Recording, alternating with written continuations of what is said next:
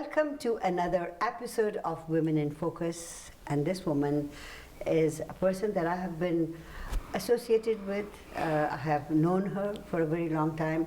When we started our very ambitious project, Raise Your Hands Against Racism, she was the person who put us on the right path. She was the one who was coordinating everything for us, and I remember that day, and I'm going to ask her whether she remembers that day or not, but we'll talk about that. Her name is Vineeta Minhas, and she is our Woman in Focus today. Vineeta, you're most welcome in our program. How are you doing? Thank you so much for having me. I'm so well. How are you? I'm fine, thank you. On that particular day, 7 years ago, oh my goodness, when we launched Raise Your Hands Against Racism, you drove me from one city to another. 6 cities, 6 municipalities, 6 venues. I remember being in the back seat on my phone, watching Twitter and checking every outlet to see what kind of interactions we were getting and coordinating people not showing up and venues having issues, right. And you were just in the front seat driving away with no issues at all, just trying to get us on the East-West Connector, and that was about it. That's right. We had to go to White Rock. We went to White Rock. And then we ended in Vancouver. That's right. Wow. That was just amazing, and put our hands everywhere. It was a very successul first event. And it was extremely fulfilling. Yeah, it was it? For you as well? Oh, completely.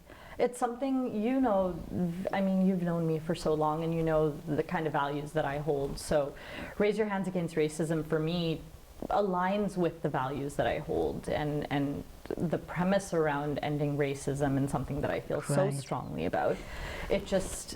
It made it so fulfilling to me to be part of something so grand and something I know is just going to exponentially grow over the years. I've known you doing a lot of stuff for non-profit organizations. Yes. I mean, you're there. Someone says to you, Vineeta, can you do that? Of course I can. Of course. Vineeta can always do everything. For everyone. Or at least I let people think that. No, you did everything what I asked you to do, and you did that. But who can say no to you? Oh, I see. Now, your work trajectory. Yes. I wanted to go there, but prior to that, I want to come back to your childhood. You know, it's always nice to know what makes a person tick. So, how was your childhood? Were you born here? Were you born in India? I was born here, so I'm born and bred in Burnaby. And I come from very humble beginnings. My parents immigrated here, Papa in 1970, Mummy in 75 after they got married. Mm-hmm. Papa's from Rajasthan, Mummy from Punjab. So for them, it really was humble beginnings. They worked very hard. They put both my brother and I through school. I have a brother, he's 8 years older, or just a little over 7 years older than me. Okay, but we always say 8. I know, but he corrects me on that, so I say 7.5. Yeah. So and they worked very hard. So Mummy used to work during the day. Papa used to work graveyard shift. Wow. And they always made sure one parent was home at all times and provided the best that they could for us no matter what. They never made us feel like anything was missing or that there was, oh, that tissue might come in handy. They never made us feel like there was anything incomplete in our lives. And I was also so lucky that they provided me such a well-rounded childhood. Mm-hmm. So while they were working, I went to Catholic school for 13 years of my life. So I went to elementary and high school in private school, Catholic school. At home, we had very strong Indian roots. So Papa would make sure we did puja every day, that they were So you know your Hanuman Chalisa for sure. Of course. I have to. I mean, I have to. It's part of the requirement. But also, I mean, as much as they tried, it was also very difficult to be that Indian girl in a very non-Indian world and being accepted for your Indian things. So there was always that dichotomy of being too Indian at school but not Indian enough at home. That's a beautiful way of putting it. Too Indian at school and not that Indian at home. Yeah. I never thought of it that way. And That I, is I true. didn't have Indian friends either because there was nobody Indian in my school. Right. It was almost unheard of. It's not like now where you go to a school and you Right. see such diversity. But at that time, and I mean, I'm talking about 30 years ago at this point, that Indian kids in a private school was almost unheard of. So, or at least a Catholic school, I should say. So it was really interesting to try and navigate through that. But when I was home, I was watching my movies, and I was imitating Madhuri like everybody else, and just trying to, live my Indian life and enjoy. And I was really lucky to have my parents to help navigate through that. It is interesting to know that mom and dad made sure that you did puja in the morning, and yet you were put in a Catholic school. Yeah, well, for most people it seems very bizarre, but in There our must home, have been a reason behind it. Of course, they felt like there was a level of discipline that was in the school that mimicked what we would get at home, but not only that, it was the value base. And so speaking to what I was earlier, and values are something I hold very, very close to me and very strongly. So ensuring that we had the same values at home as we did in our school life, where we spent the majority of our days, was something very important to our parents. And so it was something that they wanted to make sure mimicked throughout my entire life, and whether that be as a child and now into adulthood. So, were there restrictions of any kind that you can't go out after 10 o'clock, can't meet boys? I mean, I had Indian parents. So a ridiculous question to ask. I mean, I will say, however, my parents were much more lenient with me, I would say, than a lot. But that being said, I know that as I grew up and I went through my own navigation into adulthood, that I pushed the buttons a little more than I probably should have, and feel bad about it. I'm sorry to my parents for that. But I think based on that, it really helped to shape me who I am today. My mom and I often joke that she raised me to be really independent. So I would say, Mom, I'm an independent woman and you raised me this way. And then she looks at me and says, sometimes I think I raised you too independent. I want to take you to, what parents expected of you and what you've done in your life. Fantastic. So let's take a short break and come back. Yes. Vineeta Minhas is our Woman in Focus today. Don't go away. We'll be right back.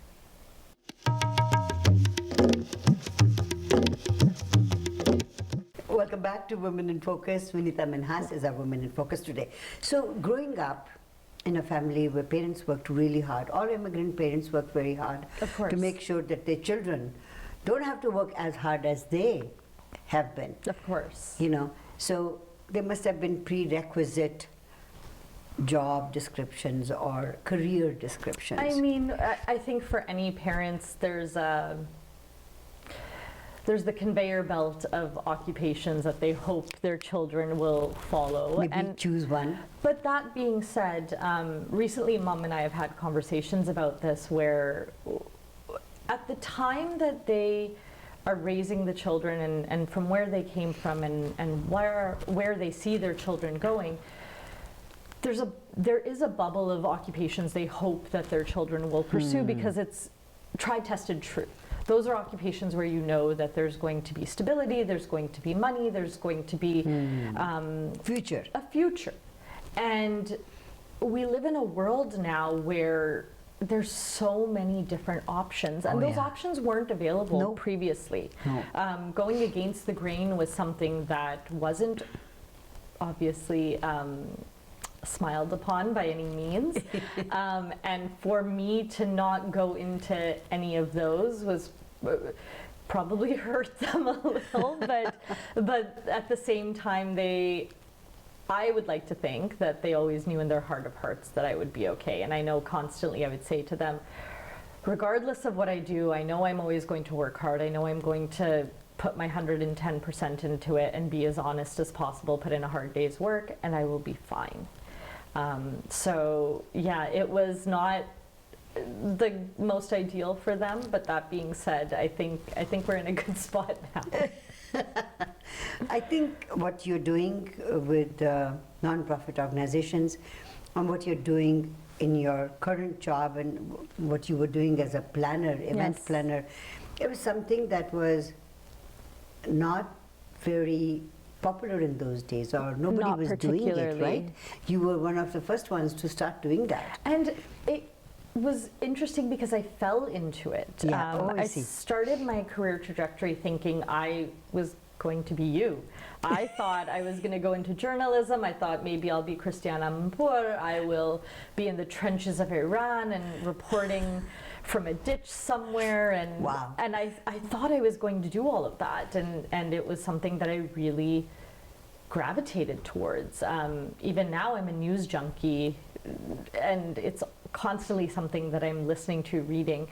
But as time went on, I started out doing corporate communications. I evolved into more of a public relations role, internal, external communications, government relations, and everything around that umbrella. And the event planning just came with the territory. Ah. And as I started to do it, not only within my professional career, but also within my personal volunteer work, Right. it grew. And it became something that was a passion for me. And partially because I enjoyed the one aha moment that you get, that 5 seconds that you get in the chaos of an entire event, Right. to see it all come together. But also then realizing that I could make a difference based on Yes. the work that I was doing. So while it was stressful, there were long days, long nights, but it was fun. But I could also use that as a catalyst to raise funds for somebody else and create a difference for someone's life. So whether that be ocean conservation, whether that be for the homeless, for the Canadian National Institute for the Blind, for hospital foundations, it didn't matter what the venue was or the organization, to say the least. It was, how do we do better for somebody else? Well, for that, you have to have far-thinking ideas, and you have to have parents that would support you Completely. as well. Completely. And while I know it wasn't the trajectory, like I said, that they necessarily thought I would go on, I know that my parents really did support me through the entirety of my journey, and understanding that it was going to be a bit of a struggle no matter what. And, Right. and it's not to say that there weren't times where we had conversations of, should you still be doing this? But we pulled through, and I couldn't have done it without them. No. In all the work that you've done, and there's still lots to do. So much to do. So much to do, huh? What is that you have enjoyed the most? I know the ocean one. The Oceanwise one was Sticks great it, yeah. because I sat in an office where if I Yeah. was stressed out, I could go look at jellyfish at the aquarium for a few minutes and calm down. Yeah. The gala that I was able to produce there was fantastic. We went over $150,000 over our goal that we didn't think would happen. Wow. A gala that when I entered, we had to start from the ground up in 7 weeks. Wow. So it was a lot. The Walk for Alzheimer's, being able to be the first group to hit over $1 million in the Wow. 17 years of the event, Organization, yeah. and just being able to not only do that, but also bring awareness of Alzheimer's and other dementias into the South Asian community. So spearheading the media campaign around that, doing the interviews in Hindi and Punjabi, and being a spokesperson, something that is really close to my heart. So, and trying to break that stigma within our community was a big part of it. Alzheimer's is a problem not only in our community but every other Of community. course. I want to take a short break and come back and discuss a little bit about works that you have done and the lasting effect that it has on your life and the life of people that you're associated with. But let's take a short break. Vineeta Minhas is our Woman in Focus today. Don't go away. We'll be right back.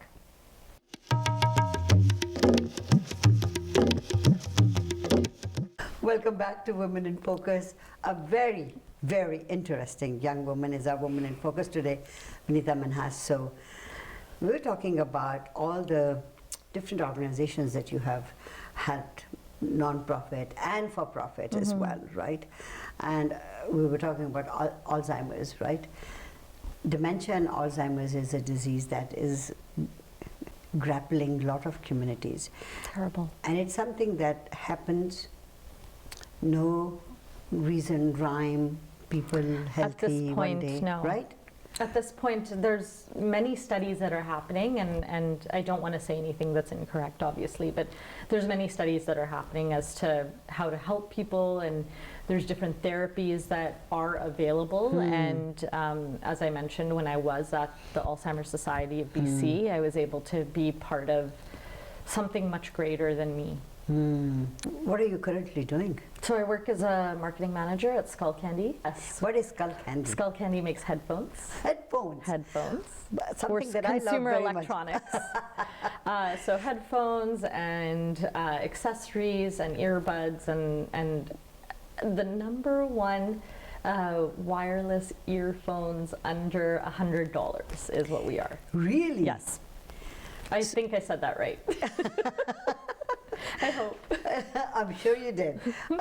At the moment, there is a shortage of materials to make all this. Does that affect you? We've had some stumbling blocks along the way. Right. So not only is there obviously supply chain issues worldwide, there's also an increase in the pricing for shipments to come from different parts of the world. Yes. So something that could have cost, say, $600 a shipment before will now cost $2,600. Wow. So we're seeing an increase in a lot of these items, which obviously causes issues, and so you have to be very careful about your budgeting and planning. Of course. Now, apart from this, I don't think that you're just satisfied with just one job. Oh, of course not, because I'm also doing my MBA, finishing that Of course, up. you have to do that. Yes, I have to do that, and then Tick it off. And then during COVID, I decided to launch another a small business. And that is? It's called Kits. I'm trying not to say the words. So I looked at that and I said to Sudhir, and I said, oh my God, this is such a great idea. Thank you very much. So what you do is we go somewhere, Yes. and you say to yourself, damn, I forgot to bring this, I forgot to bring this and this and this. So things like toothbrush and floss, or what does your kit have? It has anything that you could need for your daily mishaps. So if you are... This is not just a travel thing, is it? This is not just a travel thing. Okay. So this is based on, so 15 years of my life I spent event planning, and within that I also did, bachelorette parties and weddings for friends and family, and I would create these emergency kits for the things we actually need, not just first aid based. Right. So it contains everything from hair ties to earring backings, after bite, mosquito repellent. On overnight trips, you forget things like your toothbrush, your razor, etc. Your sunscreen. It does obviously have your first aid kit there, but then now that we live in a society where people are on the go so much, and especially they live in their car, they have mobile offices. You're right. Tweezers, nail clippers, straws, eye drops, really anything that you could possibly need. I cannot tell you how many weddings I have been to where we have gone to the park after, and people have forgotten bottle openers or corkscrews. That is in the kit. So it's anything. So there must be different kinds of kits. So there's 3 different sizes. Oh, okay. You've got your small one, which fits easily into your purse or your glove compartment. And then you've got your medium-sized one, which has no overnight items. And then the large case has the overnight items in them. Now, the name is very catchy. Obviously, people love to say that. And there was a time we couldn't say it on radio and television. I don't know how I was able to say it in front of my mother when I told her. It was very awkward for me. Well, why did you come up with that name? Actually, I had a girlfriend come up with it. I see. She deserves all the credit for the name, and when I was bouncing around ideas around what I wanted the name to be, Yeah. she actually Just said mentioned it to me, and I said, "Oh my goodness, I love this." She goes, "You can take it. That's your name. You take it. You run with it. If that's my contribution to you and what you're doing, then I'm happy with it." And it's been, how long has it? So it's been 8 months. Wow, it's been 8 months now. Wow. And how is it? It's been steady. Obviously, with things opening, with restrictions lifting a bit, you've seen an influx in different industries. So whether that be wedding or camping, hiking, etc., there are different Just gonna industries. take off? I mean, I hope so. Let's see. I mean, slow and steady wins the race. Of course. And in any business, the business that moves slowly but upwards has staying power. Yeah, I mean, I'm very lucky. I've had conferences reach out to say that they wanted as their giveaways for their attendees. Oh, lovely. Yeah, I've been able to provide some influencers these items so that they can take a look and spread it out to their friends. I mean, these are really great. And with Christmas, obviously people are giving those as gifts, Right. and then hopefully as we go forward, it becomes something of a go-to. Lovely. Where do you see yourself in the next 5 years? I have some ideas. Okay. I, for one, see myself continuing to grow as a person. More power to you. Thank you. I think every day is a new day to feed your soul and become a good person and do good things and help others. So I see myself continuing to do that. And maybe going back into public service in some way. It's a very good idea. Yeah, but we'll Hey. see how How the it goes. trajectory goes. At this point, it's been so surprising for me as is. I always think about that quote that God laughs when people plan, Yeah, that's which right. is ironic for an event planner. But but I hope that the plans that I have in mind come into fruition. Amen. Yeah. Thank you for being our Woman in Thank Focus you. today, and all the best of luck for Thank you your so much. kit. Thank you so much. Yeah, get me one, I please. will. I will. Vineeta Minhas has been our Woman in Focus today. Don't go away, we'll be right back.